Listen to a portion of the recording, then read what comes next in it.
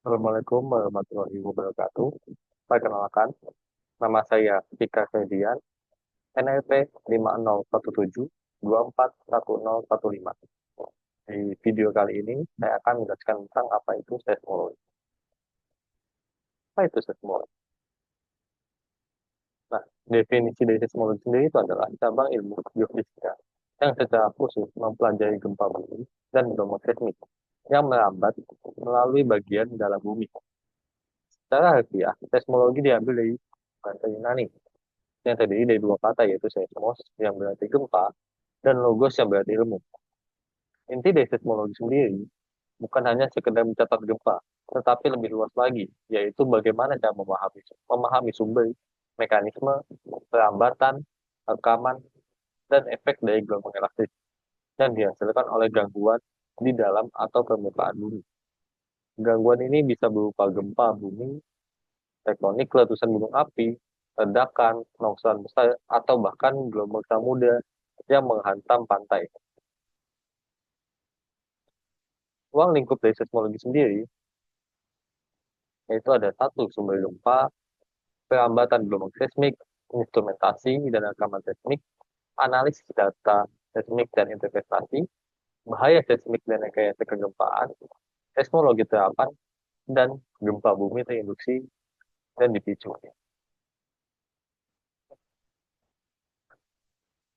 Bagaimana sih sejarah asal dari seismologi sendiri?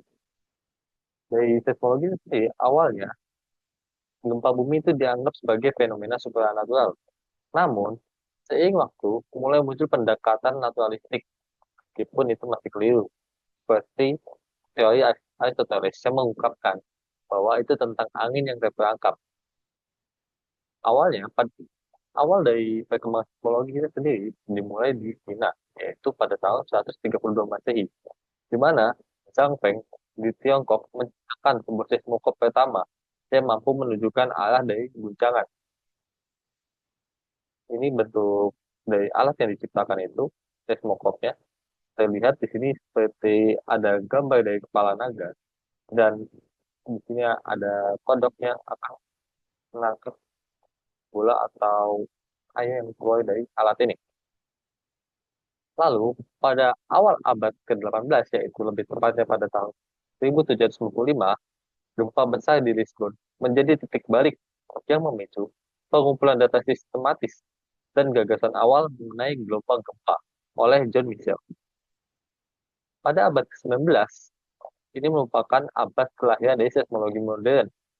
Di periode ini menjadi fondasi awal seismologi sebagai disiplin ilmu yang terukur. Robert Mallet, seseorang yang dijuluki sebagai bapak seismologi, ia memperkenalkan istilah seismologi dan membuktikan bahwa gempa memancarkan gelombang dari sebuah titik fokus. Lalu, pada abad ke-19 juga, ada inovasi instrumen seismologi. Luigi Palmieri menciptakan seismograf elektromagnetik dan John Milne mengembangkan seismograf pendulum horizontal untuk merekam gempa global. Lalu pada abad itu juga ditemukan Richard Oldham berhasil mengidentifikasi gelombang primer dan gelombang sekunder pada rekaman seismograf. Ini merupakan alat seismograf buatan dari Luigi Palmieri, di mana alat saat itu masih sangat sederhana.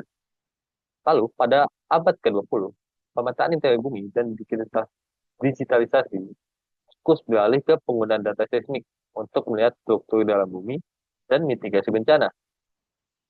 Ilmuwan seperti Andrija Mohorvicic, Beno Gutenberg, dan Inge Lehmann menggunakan gelombang gempa untuk menemukan batas kerak dan mantel atau muhu, inti luar cair, dan inti dalam padat. Lalu, Carl Schweitzer menggunakan skala Richter untuk mengukur kekuatan gempa dan data seismik global mengkonfirmasi teori tektonik gelombang.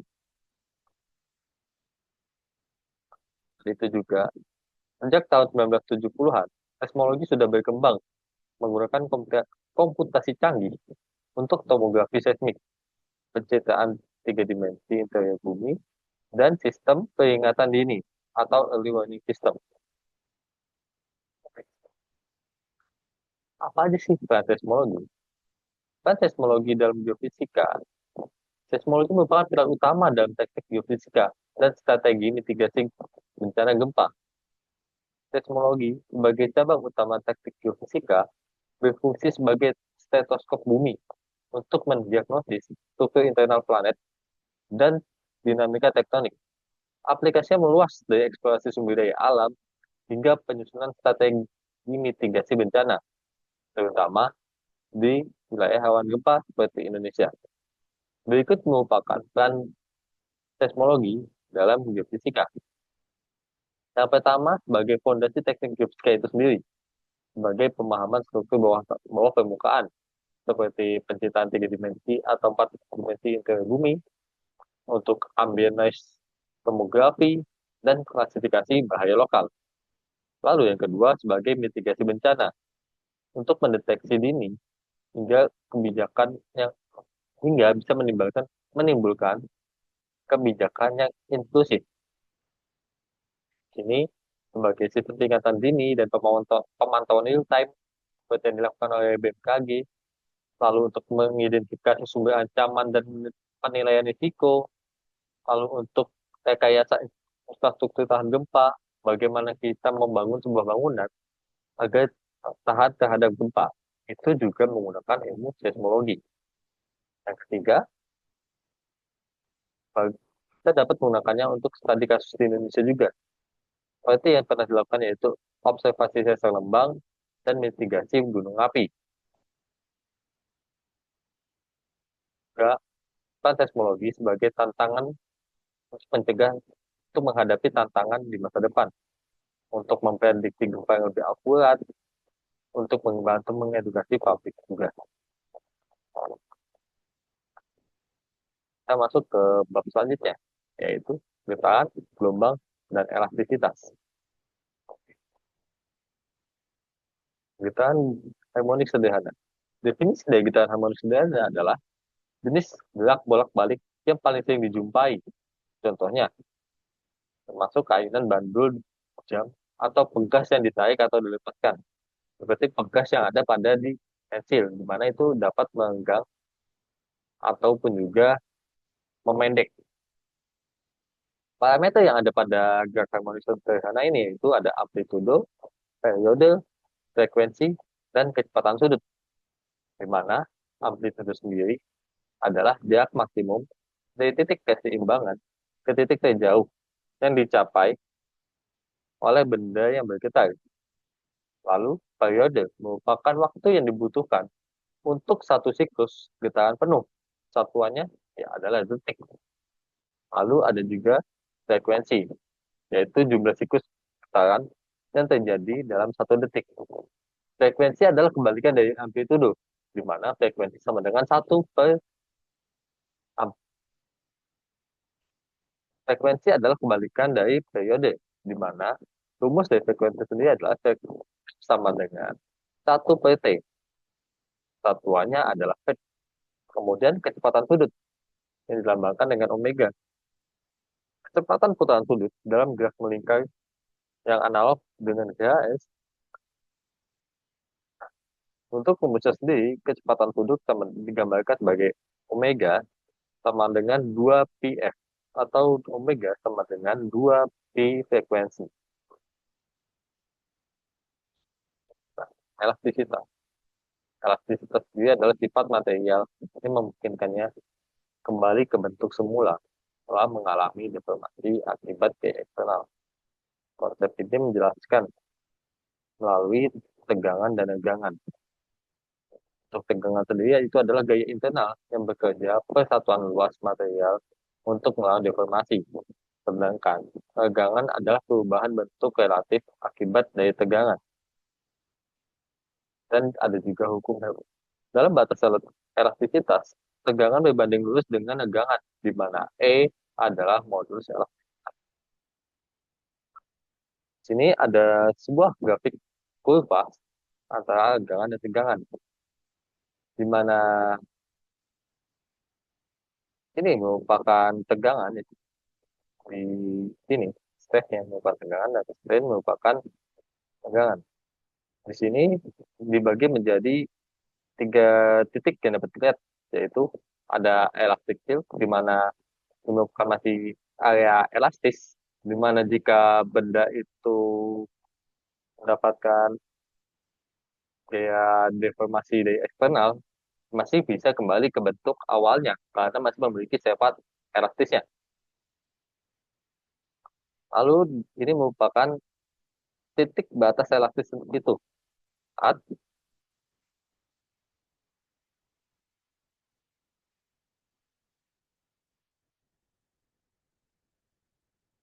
saat sudah sampai di titik ini, akan melewati dari batas elastis itu, di mana benda tidak akan bisa kembali ke bentuk semulanya.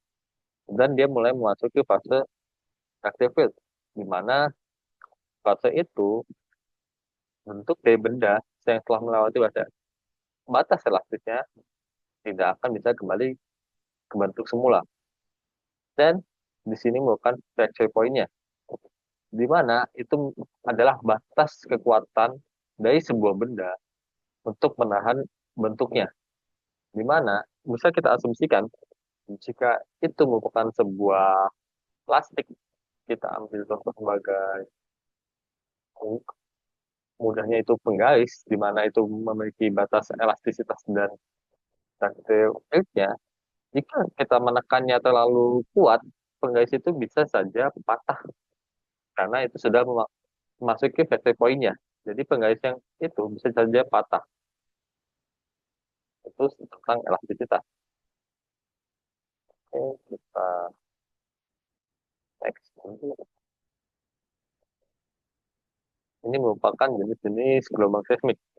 Gelombang seismik dibagi menjadi dua, yaitu gelombang badan atau body wave dan gelombang permukaan atau surface wave.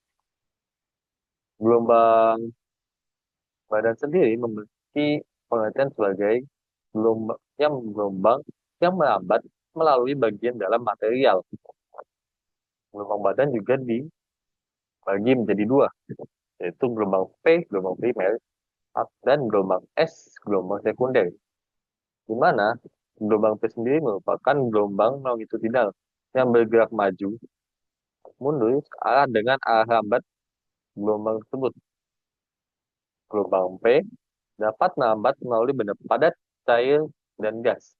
Dan ini merupakan gelombang tercepat.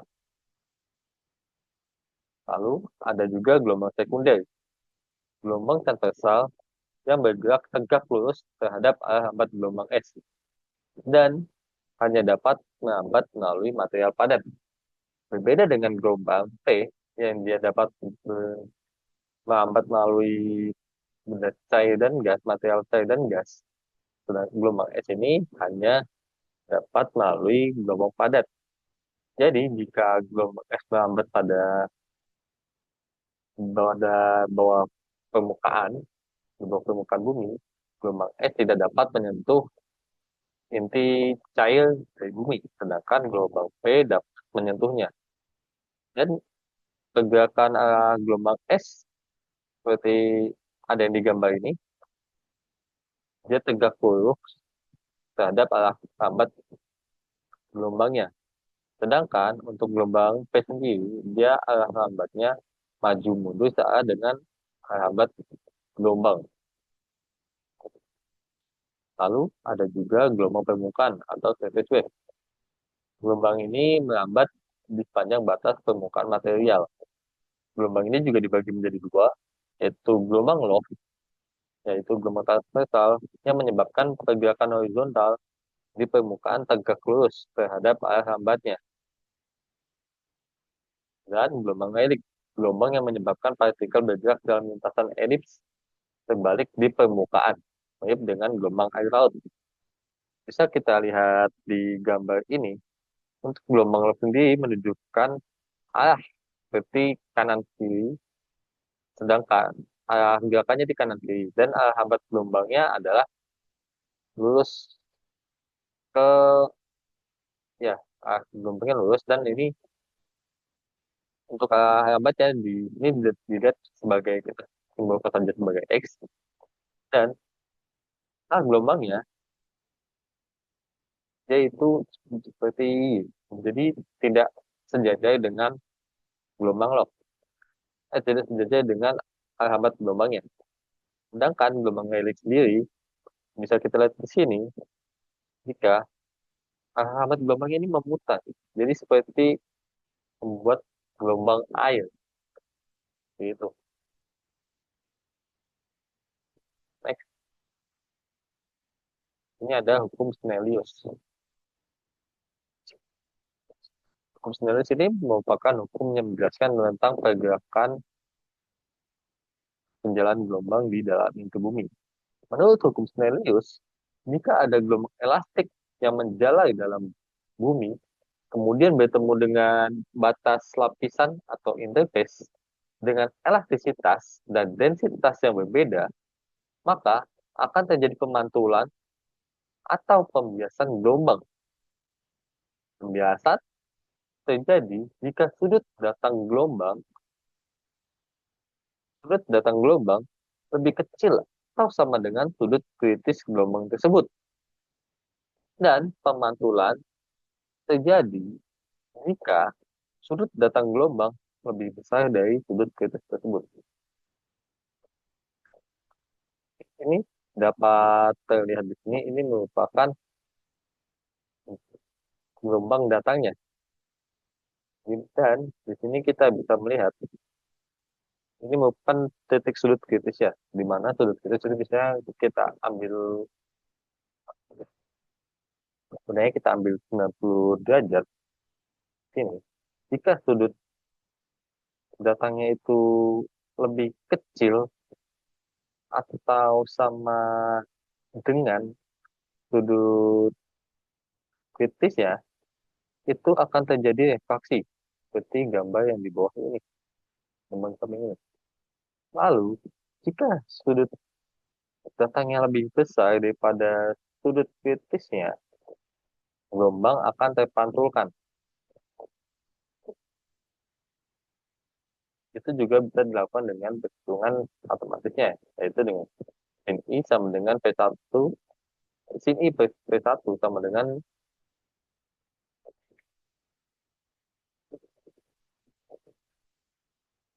sin I P1 sama dengan sin eta per P2. Nah, sumber-sumber dari gempa bumi. Gempa bumi sendiri adalah pelepasan energi yang tiba-tiba dari gerak bumi yang menghasilkan gelombang seismik. Untuk gempa bumi dapat dijelaskan dengan salah satu teori, yaitu teori elastic rebound yang dicetuskan oleh Harry Fielding. Harry Fielding. Harry Fielding mempelajarinya setelah terjadi gempa bumi San Francisco pada tahun 1906. Di teori ini menyatakan bahwa kerak bumi yang berada di sepanjang sesar patahan mengalami deformasi secara bertahap akibat tekanan dari pergerakan lempeng tektonik.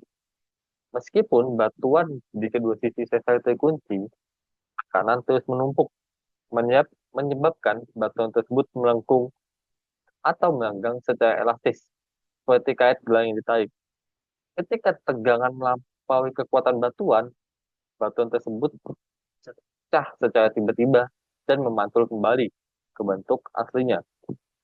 Lepasan energi yang cepat inilah yang kita katakan sebagai gempa bumi. Seperti pada yang ada di grafik kurva elastisitas tadi, ini merupakan salah satu hukum yang menjelaskan bagaimana gempa bumi itu. Bisa kita juga di gambar ini, di mana ini merupakan zona besar. Jika, jika di sini ada tekanan hingga melewati batas elastik dari kerak bumi tersebut, kerak bumi ini kerak bumi ini bisa, jika sudah tidak mampu menahan tegangan tersebut, dia akan pecah seperti pada prinsip, seperti pada grafik Fresnel tadi. Nah, pecahan inilah yang kita rasakan sebagai energi dari retaknya ini atau pecahan ini yang kita rasakan sebagai gempa bumi. Dan di situ ada gelombang seismik yang bekerja. Nah, dari gelombang inilah kita bisa mengukur berapa besar kekuatan gempa bumi tersebut. Gempa bumi sendiri dibagi menjadi 4 jenis berdasarkan penyebabnya, yaitu ada gempa bumi tektonik, vulkanik, runtuhan, dan induksi. Untuk gempa bumi tektonik ini, untuk gempa bumi tektonik ini merupakan gempa yang paling umum dan paling merusak, di mana gempa ini disebabkan oleh pergerakan lempeng tektonik di sepanjang sesar. Lalu ada gempa bumi vulkanik. Gempa bumi vulkanik sendiri itu berhubungan dengan aktivitas gunung berapi. Getarannya terjadi karena pergerakan magma, gas atau fluida panas di bawah permukaan gunung berapi. Nah, untuk gempa runtuhan sendiri, gempa ini terjadi ketika runtuhnya gua bawah tanah atau tambang yang menyebabkan getaran lokal. Jadi skalanya tidak sebesar dengan gempa tektonik tersebut. Lalu ada juga gempa induksi. Gempa yang disebabkan oleh aktivitas manusia, seperti penambangan dengan skala besar atau banyak hal lain sebagainya yang dapat menyebabkan gempa ini.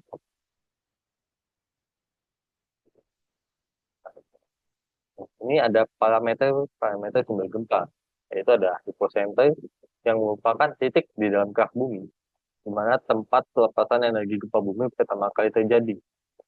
Ada juga epicenter, titik di dalam kerak bumi, tempat dan juga epicenter merupakan titik yang di atas di permukaan bumi sebagai yang menandakan pelepasan energi tersebut. Lalu ada juga kedalaman, jarak vertikal dari hipocenter ke epicenter. Dari kedalaman ini sangat mempengaruhi dari gempa bumi tersebut. Gempa dangkal atau gempa yang kurang dari 70 km itu seringkali lebih merusak daripada gempa dalam karena kekuatannya dan dengan jaraknya itu lebih dekat ke permukaan, dan jika dengan kekuatan yang besar itu dampaknya sangat bisa kita rasakan.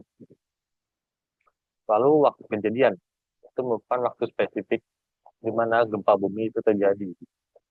Nah, ini adalah parameter kunci kita untuk melakukan analisis teknologi.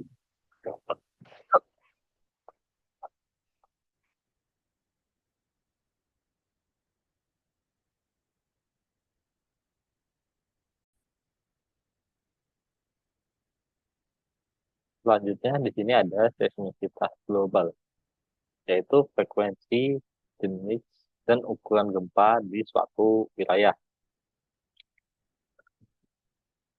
Distribusi gempa bumi di seluruh dunia itu tidak ada.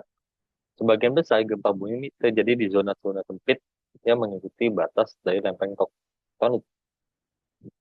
Zona-zona gempa utama ini adalah satu, yaitu batas lempeng konvergen. Di, di sini suatu lempeng bumi, satu lempeng bumi. Suat, di sini satu lempeng tektonik menunjang menunjam ke bawah lempeng lainnya. Gesekan yang besar di subduksi ini menyebabkan terjadinya gempa bumi terkuat di dunia, seperti di cincin api Pasifik. Lalu ada juga batas sesar fault. Di batas ini, dua lempeng bergeser secara horizontal satu sama lain. Gesekan di sepanjang sesar ini juga dapat menghasilkan gempa bumi yang kuat seperti gempa yang terjadi di sesar San Andreas. Lalu ada juga batas lempeng divergen. Batas lempeng di mana dua lempeng saling menjauh. Gempa bumi yang terjadi di sini biasanya lebih dangkal atau lebih kecil dibanding dengan zona subduksi. Contohnya adalah Mid Atlantic Ridge. pada peta di sebelah sini, kita dapat melihatnya, yaitu persebaran gempa bumi dari tahun 1900 hingga 2003. Terlihat lokasinya tidak acak, tapi memiliki suatu pola. Seperti pada area ini, yaitu merupakan suatu cincin di Pasifik. Kita lihat juga di Indonesia merupakan yang paling banyak mengalami gempa. Hanya di Pulau Kalimantan saja yang tidak dilewati oleh cincin Pasifik saja. Cuma frekuensi gempanya itu yang lebih rendah. Sedangkan pada Sumatera, Jawa, Sulawesi, bahkan di Papua sendiri, frekuensi gempanya juga tinggi. Seperti di tangga kita juga, yaitu Filipina, yang pasti negara kepulauan juga yang sering mengalami gempa. Dan juga Jepang, yang sering mengalami gempa besar juga. Seperti pada gempa tahun 2011, ya 2011 atau 2012, kalau saya tidak salah ingat, di mana sampai terjadi tsunami juga di sana. Dan di Indonesia yang tsunami juga pernah terjadi pada saat gempa Aceh pada tahun 2004, tepatnya Desember 2004, yang saat itu hampir meratakan satu provinsi Aceh tersebut. Dan dari gempa itu menimbulkan banyak kerusakan. Dan dari gempa juga itu bisa membawa suatu perubahan yang berdampak ke negara tersebut. Seperti pada Jepang sendiri yang sering mengalami gempa, di sana infrastrukturnya dan dibuat menjadi tahan gempa. Karena di sana sering terjadi gempa, dan agar meminimalisir uang renovasi atau biaya renovasi setiap tahunnya akibat gempa, sistem dari bangunan di sana dibuat agar lebih tahan gempa. Dan juga ada peringatan dini di setiap titiknya atau langsung ke ponsel dari warganya untuk mempersiapkan warganya agar jumlah korban dari gempa tersebut lebih minim lagi. Dan dilakukan juga pendidikan penanggulangan bencana atau apa yang harus kita lakukan saat bencana agar minimnya jumlah korban pada saat bencana tersebut. Itu juga bisa kita terapkan untuk menanggulangi bencana gempa. Karena gempa sendiri tidak tidak acak atau asal muncul lokasinya, tapi dapat kita petakan seperti ini berdasarkan frekuensi dari gempa tersebut. Untuk ini sendiri merupakan berapa distribusi gempanya yang lebih jelas, di mana kita bisa lihat dampak yang signifikannya. Ya, seperti ini.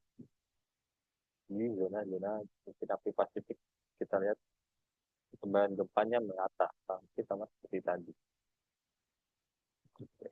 Next, ini ada struktur sesar. Sesar atau patahan adalah retakan pada kerak bumi, di mana pergerakan relatif dari batuan di kedua sisi retakan tersebut.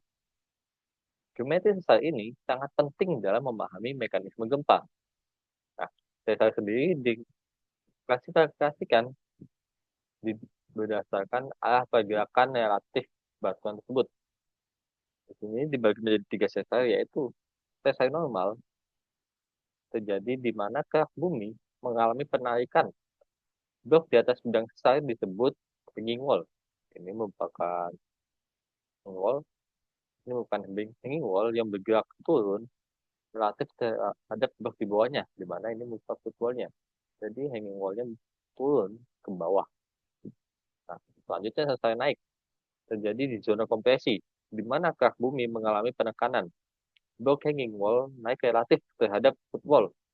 Jika sangat landai, itu kurang dari 45, sesar ini bisa disebut sesar dorong atau threshold. Nah, ini merupakan kebalikan dari normal fault tadi, di mana hanging wall-nya naik sedangkan tadi hingga turun.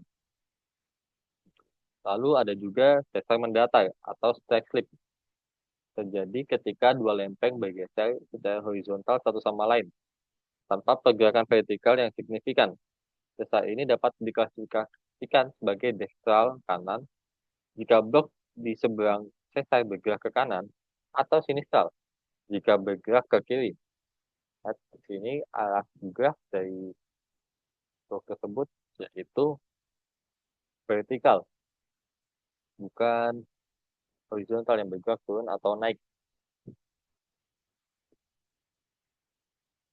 Jalan dari gelombang gempa.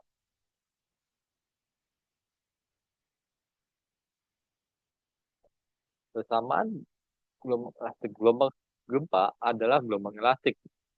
Berarti gelombang ini menjalar melalui medium yang menyebabkan deformasi elastik sementara. Ada dua jenis gelombang yang menjalar di medium elastik homogen dan isotopik. Satu yaitu gelombang primer, gelombang kompresional yang menyebabkan partikel medium bergetar searah dengan arah penjalanan gelombang, dan gelombang sekunder, gelombang geser yang menyebabkan medium bergetar tegak lurus dengan arah penjalanan gelombang. Sama dari gelombang primer itu sendiri, yaitu sama dengan PP, PP sama dengan akar dari K plus 4 per 3, 4 per 3 mu per, per rho, di mana K sendiri adalah modulus bulk ditambah 4 per 3 dari modulus geser dibagi dari densitas medium. Sedangkan untuk persamaan gelombang es, yaitu Vs, yang menunjukkan kecepatan gelombang es, sama dengan akar dari mu, yaitu modulus geser per densitas medium atau densitas batuan tersebut.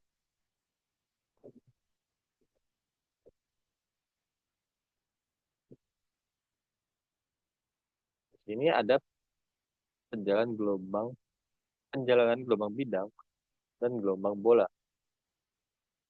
Gelombang gempa sering dimodelkan dalam dua bentuk ideal, yaitu gelombang bidang dan gelombang bola. Asumsi bahwa gelombang bidang sendiri adalah asumsi bahwa gelombang memiliki permukaan muka gelombang yang berupa bidang datar. Sedangkan gelombang bola mengasumsikan bahwa gelombang menjalar secara radial ke segala arah dari sumbernya. Saat gelombang menjalar, energinya secara bertahap berkurang. Nah, proses ini disebut sebagai proses atenuasi. Atenuasi sendiri memiliki dua mekanisme utama, yaitu atenuasi geometris dan atenuasi intrinsik, di mana atenuasi geometris yaitu penurunan amplitudo gelombang karena energi menyebar ke area yang lebih luas seiring dengan jarak penjalaran. Atenuasi intrinsik sendiri yaitu penyerapan energi oleh medium itu sendiri, di mana energi gelombang dikonversi menjadi panas.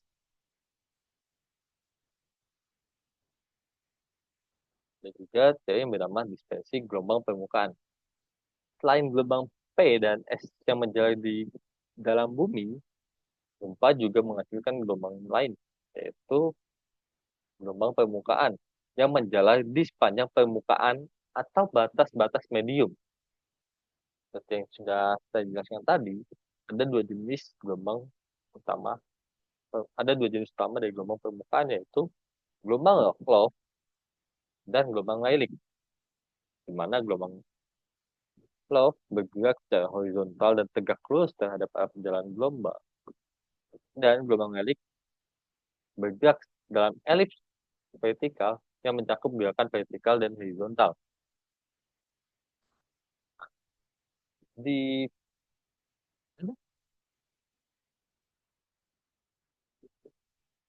pada penjalanan gelombang permukaan ini ada fenomena dispersi, yaitu fenomena di mana kecepatan gelombang permukaan bergantung pada frekuensinya. Gelombang dengan frekuensi yang berbeda akan menjalari pada kecepatan yang berbeda. Hal ini terjadi karena gelombang hal ini terjadi karena gelombang permukaan dengan frekuensi tinggi tidak memiliki kedalaman penetrasi yang lebih dangkal, sehingga lebih dipengaruhi oleh sifat-sifat material di dekat permukaan. Sebaliknya, gelombang frekuensi rendah menembus lebih dalam dan dipengaruhi oleh sifat-sifat material yang lebih dalam. Ini merupakan efek struktur bumi pada perjalanan gelombang. Jadi struktur bumi juga berpengaruh pada perjalanan gelombang. Ada lapisan moho, di mana itu adalah batas antara kerak bumi dengan mantel. Nah, kecepatan gelombang P dan S di sini meningkat tajam dan terdeteksi dari gelombang yang direfraksi dan direfleksikan. Lalu ada juga low velocity zone. Ini merupakan lapisan di atas mantel, di mana kecepatan gelombang S dan P, meskipun gelombang P lebih sedikit, melambat. Penemuan ini menunjukkan bahwa zona tersebut memiliki sifat yang lebih plastis atau bahkan setengah meleleh yang memainkan peran penting dalam pergerakan lempeng tektonik. Lalu ada juga inti bumi, merupakan batas antara mantel dan inti luar atau inti cair dan antara inti luar dan inti dalam yang memiliki efek dramatis pada gelombang. Lalu ada juga pembiasan gelombang P dan S. Saat gelombang menembus batas ini, jalurnya dibiaskan. Perubahan mendadak dalam kecepatan menyebabkan gelombang P membelok atau direfleksikan, tetapi gelombang S tidak dapat menembus inti luar yang cair. Bisa kita lihat di gambar ini, di mana yang putih ini merupakan gelombang P. Saat dia menembus batas lapisan dan sampai di lapisannya cair atau inti luar dari bumi ini, dia masih bisa menembusnya, tapi dia tidak direfleksikan. Sedangkan untuk gelombang esnya tidak dapat menembus dari lapisan cair ini. Lalu ada zona bayangan es. Kalau ada gelombang es tidak bisa melewati inti luar, terdapat area di permukaan bumi di mana gelombang es dari gempa tidak dapat terdeteksi. Area ini disebut sebagai zona bayangan es yang menjadi bukti bahwa inti luar bumi berbentuk cair. Ada juga bayangan P, di mana karena pembiasan gelombang P yang menembus inti luar, ada juga area di permukaan bumi di mana gelombang P dari gempa tidak dapat terdeteksi. Zona ini dikenal sebagai zona bayangan P. Nah, di gambar ini kita lihat bahwa di zona bayangan S yang berada di sekitar 103 derajat, ini merupakan stasiun gempa tidak dapat merekamnya. Dan di sekitar 144 derajat, ini zona bayangannya, stasiun gempa hanya dapat merekam gelombang P. Karena jika epicenter gempanya di sini, gelombang S tidak dapat menembusnya. Jadi yang terekam hanya gelombang P-nya saja.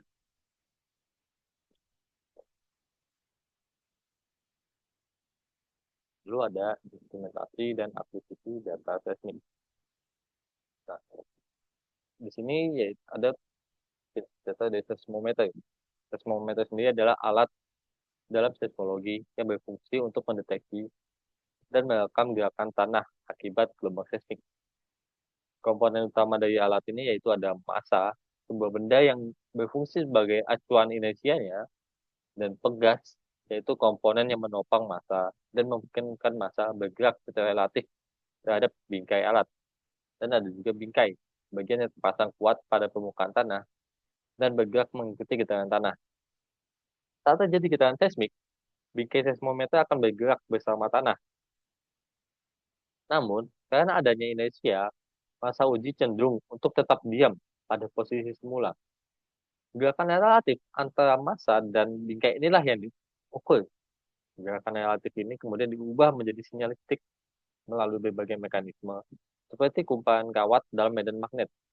Sinyalistik ini kemudian direkam sebagai seismogram. Ini merupakan jenis seismometer yang saya ketahui atau yang ada sekarang. Ini ada seismometer short period. Alat ini dirancang untuk mendeteksi gelombang seismik dengan frekuensi tinggi atau periode pendek. Biasanya sekitar 1 hingga 10 Hz saja. Lalu ada seismometer broadband. Ini adalah seismometer modern yang paling sering digunakan karena kemampuan merekam gelombangnya dalam batas frekuensi yang sangat luas, dari periode pendek hingga periode yang sangat panjang, biasanya di sekitar 0,003 hingga 50 Hz. Lalu ada juga MEMS, yaitu Micro Electromechanical System. Seismometer ini adalah miniatur yang dibuat sehingga teknologi mikroskopis ukurannya kecil, buat menggunakan teknologi mikroskopis ukurannya kecil. Harganya terjangkau dan konsumsi daya yang rendah, membuatnya cocok untuk jaringan seismik yang padat. Lalu ada juga seismometer torsion. Seismometer ini khusus dirancang untuk merekam getaran tanah yang sangat kuat, seperti yang terjadi di dekat pusat gempa besar. Respon instrumen statistik dan kalibrasi. Setiap seismometer memiliki karakteristik respon unik yang dipengaruhi secara merekam gelombang seismik. Respon instrumen ini menjelaskan bagaimana seismometer memodifikasi sinyal seismik asli tergantung pada frekuensi. Seismometer tidak merekam getaran tanah yang sebenarnya secara langsung, tetapi merekam getaran relatif yang telah termodifikasi oleh karakteristik fisiknya yang tadi seperti ada di seismometer, yaitu massa, pegas, dan peredam. Untuk mendapatkan sinyal gerakan tanah yang sebenarnya, seismogram yang terekam harus melalui proses dekonvolusi untuk menghilangkan pengaruh respon instrumen. Proses ini bergantung pada parameter kalibrasi yang ukuran pada setiap instrumen. Kalibrasi adalah prosedur penting untuk menentukan parameter respon ini, sehingga data seismik dapat diinterpretasi dengan benar. Kalibrasi dilakukan secara berkala untuk memastikan keakuratan data. Seismometer modern menghasilkan sinyal analog yang harus diubah menjadi data digital agar dapat disimpan dan dianalisis oleh komputer. Proses ini disebut sebagai digitalisasi sinyal. 3 parameter yang menentukan kualitas data digital adalah yaitu sampling rate atau yang memiliki jumlah sampel data yang diambil per detik. Satuannya umumnya itu adalah hertz. Nah, teorema Nyquist-Shannon menyatakan bahwa untuk merekam sinyal dengan akurat, frekuensi pencuplikan harus setidaknya 2 kali lipat dari frekuensi tinggi yang ingin direkam. Sebagai contoh, jika frekuensi tertinggi yang diminati adalah 100 Hz, maka sampling rate-nya 200 Hz. Jika yang frekuensi tertinggi yang ingin direkam itu 50 Hz, maka sampling rate-nya 100 Hz. Begitu terusnya. Itu 2 kali lipat dari sampling rate tertinggi, frekuensi tertinggi yang ingin direkam. Lalu ada juga dynamic range, yaitu tentang amplitude sinyal yang dapat direkam dari sinyal terkecil yang bisa dideteksi hingga sinyal terbesar sebelum alat saturasi. Tentang ini biasanya dinyatakan dalam bentuk desibel dan menentukan seberapa baik alat dapat membedakan antara getaran kecil dan getaran besar. Lalu ada resolusi atau kehalusan pengukuran yang dimungkinkan oleh digitalisasi. Resolusi ditentukan oleh jumlah bit yang digunakan untuk mempresentasikan setiap sampel. Resolusi yang lebih tinggi memungkinkan perbedaan yang lebih kecil dalam amplitude sinyal untuk direkam, sehingga meningkatkan akurasi. Ini merupakan datanya, sebuah grafik yang bisa kita lihat jika kita menggunakan sampling rate rendah, masih banyak data, datanya hanya sedikit saja yang kita ambil dan terlihat masih banyak. Tidak semua data terambil, masih banyak ini yang belum tertutupi oleh jaringan-jaringan ini. Sedangkan semakin banyak sampling rate yang kita gunakan, di sini dilihatkan bahwa kotak-kotaknya akan semakin banyak dan semakin banyak data tercover yang bisa kita ambil pada saat rekaman tersebut. Nah, sistem akuisisi data seismik. Infrastruktur yang mengumpulkan, memproses, dan menyimpan data terdiri dari seismometer, sirkuit pengkondisi sinyal, terus ada juga ADC, dan data logger. Lalu ada telemetri, yaitu teknologi untuk mengirimkan data seismik secara real-time dari stasiun yang jauh ke pusat data. Media yang digunakan bervariasi, dari serat optik hingga satelit. Ini merupakan jaringan seismik dari lokal, regional, dan global. Latihan seismik dikelompokkan berdasarkan skala geografis dan tujuannya. Pada jaringan lokal, jarak antar stasiun hanya beberapa kilometer hingga puluhan kilometer. Fokusnya yaitu untuk menentukan lokasi gempa mikrolokal, pemantauan gunung, berapi, atau sensor lokal. Contohnya jaringan di sekitar patahan utama. Lalu ada juga jaringan regional yang jarak antar stasiunnya itu bisa puluhan hingga ratusan kilometer. Fokus dari itu, fokus dari jaringan ini yaitu untuk pemantauan bahaya gempa di tingkat negara atau regional serta studi struktur kerak bumi. Contohnya itu jaringan milik BMKG yang ada di Indonesia. Lalu ada juga jaringan seismik global. Jarak antar stasiunnya biasa hingga ratusan hingga ribuan kilometer. Fokusnya itu untuk menentukan parameter gempa besar secara cepat, peringatan tsunami, tadi tadi struktur mantel, dan inti bumi. Contohnya itu GSN atau Global Seismographic Network, lokasi hipocenter gempa. Nah, konsep dasar dari hipocenter sendiri itu adalah titik di dalam bumi, tempat terjadinya patahan yang menghasilkan pelepasan energi gempa. Titik di permukaan yang berada tepat di atas hipocenter disebut sebagai epicenter. Nah, penentuan lokasi hipocenter sangat penting untuk memahami dinamika tektonik, memetakan risiko seismik, serta mendukung langkah mitigasi bencana secara cepat dan tepat. Nah, prinsip dari penentuan lokasi ini didasarkan pada perbedaan waktu tiba gelombang P dan S pada setiap stasiun seismik. Gelombang P bergerak lebih cepat sehingga tiba lebih dulu, sedangkan gelombang S lebih lambat. Selisih waktu tiba Ts min Tp berbanding lurus dengan jarak antara stasiun dan epicenter. Semakin besar selisihnya, semakin jauh lokasi gempa dari stasiun. Hubungan ini memungkinkan perhitungan jarak epicenter secara matematis. Bisa kita lihat di sini, ini merupakan epicenternya, dan ini merupakan tipe hipocenternya. Ini kita lihat di sini merupakan gelombang seismiknya, dan ini patahannya atau sesarnya. Dan di sini merupakan normal fault, di mana himbolnya ada di sini. Ini bukan pukul yang ini bukan himbol.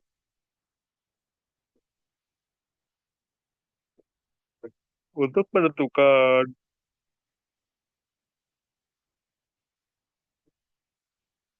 untuk menentukan epicenter bisa menggunakan beberapa metode, yaitu ada metode lingkaran. Metode lingkaran ini menentukan epicenter dengan menggambar lingkaran pada peta berdasarkan jarak hasil perhitungan dari tiga atau lebih stasiun seismik. Titik potongan lingkaran merupakan perkiraan epicenter dari gempa tersebut. Metode ini mudah digunakan untuk ilustrasi, namun memiliki keterbatasan. seperti asumsi kecepatan gelombang yang seragam, tidak mempertimbangkan kedalaman, dan sensitif terhadap kesalahan pembacaan waktu tiba. Lalu ada juga metode Wadati.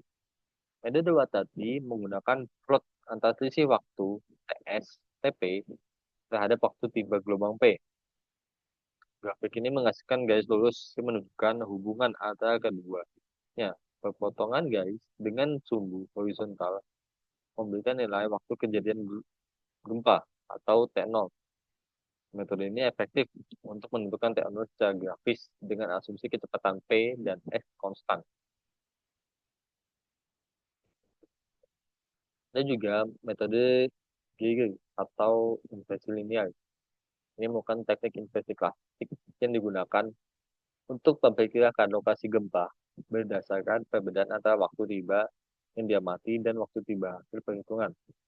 Proses ini menggunakan pendekatan iteratif untuk memperbaiki estimasi awal lokasi. Persamaan dilinearisasi menggunakan daya Taylor dan diselesaikan dengan metode kuadrat terkecil, sehingga menghasilkan lokasi hipocenter yang lebih akurat. Lalu ada versi nonlinear. Metode inversi nonlinear model ini menangani secara langsung sifat nonlinear dari masalah lokasi hipocenter. Metode ini meminimalkan hasil fungsi kesalahan melalui optimalisasi pada ruang parameter, yaitu X, Y, Z, X, Y, Z, dan T0. Keberhasilan metode ini sangat bergantung pada model kecepatan bumi yang digunakan. Model global seperti ESP91 atau FRAME memberikan hasil yang lebih akurat dibanding model kecepatan yang sederhana. Nah, untuk penentuan kedalaman hipocenter sendiri,